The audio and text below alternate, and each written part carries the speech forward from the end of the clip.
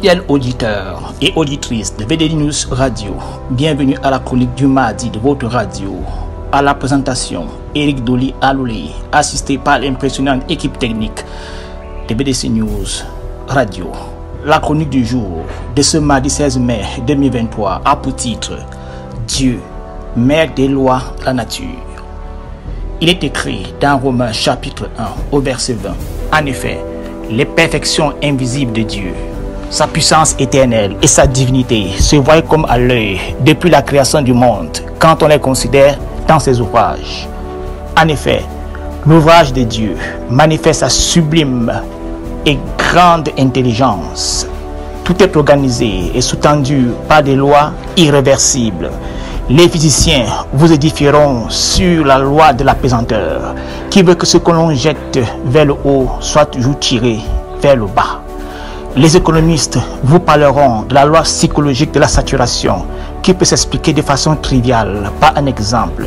Si le poulet est votre aliment préféré, une fois que vous le consommez et que vous en êtes rassasié, même si on vous sert encore un autre braisé sur du charbon en or, vous serez incapable de le consommer parce que vous êtes rassasié.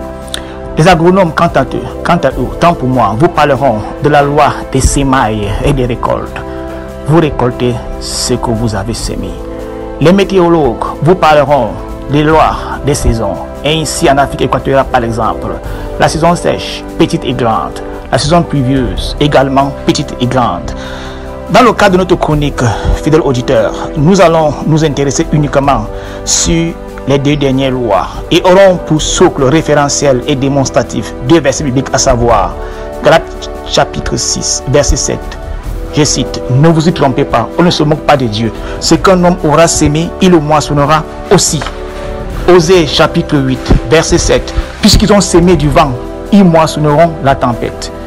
Revenons donc à Galates chapitre 6, verset 7, et la loi des semailles et de la récolte. Ce verset commence par une mise en garde. Ne vous y trompez pas. En d'autres termes, ne vous faites pas d'illusions. Ne vous leurrez pas. Il n'existe aucune confusion possible. Et poursuivre, on ne se moque pas de Dieu. C'est-à-dire, on ne tourne pas Dieu en ridicule. On ne s'amuse pas avec Dieu. Ce qu'un homme aura sémé, il le moissonnera aussi. Qui peut dire le contraire? Jamais on n'a vu une personne semer du maïs et récolter du haricot.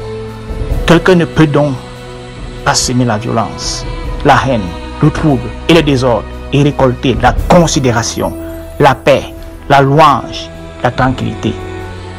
Tout le contraire. Tout le contraire. Illustration biblique. Saül, dans 1 Samuel 10, avait sémé la désobéissance à l'ordre de Dieu, en offrant sans avoir la qualité morale et spirituelle, surtout la qualification sacerdotale requise, pour offrir à Dieu des holocaustes. Et les récoltes, et la récolte, fut la fin de sa royauté et le rejet de Dieu. Petit à petit, il sombra dans la souffrance jusqu'à aller consulter une magicienne. Il finit lamentablement. Intéressons-nous à la loi météorologique, Osée 8, 7. Puisqu'ils ont sémé du vent, ils moissonneront la tempête. Ici, deux phénomènes météorologiques sont mis en parallèle. D'un côté le vent, de l'autre la tempête. D'abord le vent. Le vent, c'est le déplacement d'air et de gaz. C'est un déplacement d'air et de gaz. On en trouve de violents et de pas du tout violents. On a des vents doux, moyens, extrêmement violents. Un vent peut caresser le visage et vous faire sourire, tout comme il peut enlever une toiture par sa violence. Il y a des gens qui sèment les vents d'une violence inouïe, comme récemment à Kribi et à Nyala, à Garoua.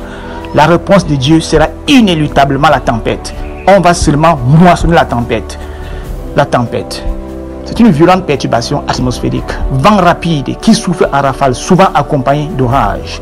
Si on peut prévoir la récolte du maïs, 90 jours après semis, du planteur, 14 mois, du bitacola, 8 à 10 ans après planting, on ne peut prévoir le temps de l'orage de Dieu. L'orgueil et la prétention, la suffisance peuvent pousser des individus à s'aimer du trouble, détruire des familles, séparer des amis, emprisonner des innocents, lacérer des fidèles avec des lames. La récolte et la moisson suivront nécessairement autant que celui qui maîtrise toutes les lois naturelles et surnaturelles décidera. Merci auditeurs, auditrices fidèles de BDC News Radio, pour votre aimable attention. Et à la semaine prochaine pour la chronique du mardi de BDC News Radio.